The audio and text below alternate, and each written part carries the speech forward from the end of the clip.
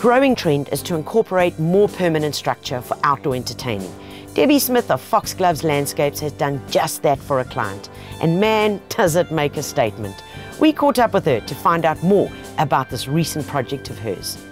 I've known this client for a few years. We've done work for them in the past.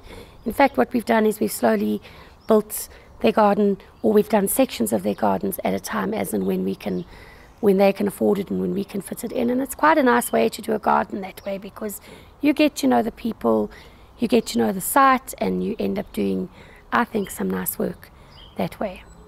So when you come into the property, what we've done is a very, very soft, I suppose almost Englishy rose/flower kind of garden. These people are very, very keen birders, and so I tried to bring in things that would attract butterflies and bees and birds, that we could bring wildlife into the garden. So as you move up the driveway, you'll be able to look into the main garden on the left-hand side, and that's where the latest project has taken place. In actual fact, I've taken to calling it my lockdown project, because we started it before lockdown and we were kind of halfway through it. We'd almost finished the building, and then of course we had lockdown. So for 10 weeks the project stood dead still. I stressed about it. We'd managed to plant the trees but nothing else, and then after lockdown we came back and finished off the planting. So you'll see it's actually quite a young garden from that respect, but yeah, I'm very pleased with the way it's developed since lockdown. There was a 1970s style kind of thatched lapa, which I'm sure was wonderful in its day, but it had kind of seen its day. It was looking a bit old and tired, and over the years while we've been working in this garden, the client had said to me on 3 or 4 occasions he really wanted to have a fire pit. So eventually we started talking about this idea of a fire pit, and then I said to him, why don't we consider taking out the thatched lapa altogether and turn it into a proper entertainment area? His wife was very happy with that, because aside from the fire pit, she was keen to have a pizza oven, and they've got teenage children, and I think anybody who's got teenage children knows that you kind of reach a stage where you need entertainment space, whether it's just for the kids to come and sit around the fire, or whether it's for everybody to go down and entertain. And so that's what we started working on, this kind of combination fire pit and pizza area. And one of the things that I'm very proud of that we did in this garden is we created these kind of floating benches. Most fire pits have got very, very fixed, very solid benches which closes in a space.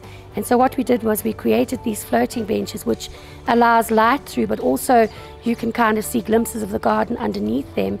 There's a lot of airflow, and it makes I think it makes the fire pit look a lot lighter, like it's sitting on the earth a little bit more lightly. And then of course I've softened it by planting all the way around it.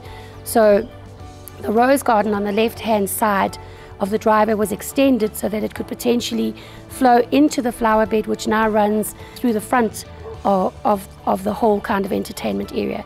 And if you have a look closely, you'll see that with the stepping stones that lead through the flower bed, we've raised them slightly. And then what I've done is planted a combination of geranium incarnum and scabiosa, so that you kind of get the sensation of these plants floating in between the stepping stones. And once again, it brings in some color and it just softens the concrete. Long time when the sneezewood gets bigger and the river indigo gets bigger and the yellowwoods get bigger, there'll also be a shaded canopy, which will then also, I think, enclose the space a little bit more. When you look at an outdoor entertainment area, I think probably one of the first things that you need to consider maybe is how many people and who are going to be using the space. You obviously need to design for the user. And I also think it's important to be realistic about how the space is going to be used. If people aren't keen to make pizzas, then it doesn't help to put a pizza oven in. So I think it's all about finding out what your client wants and how they intend to use the space, who's going to use the space, how many people are going to use the space, and then you can make it big enough to accommodate and work for the circumstances.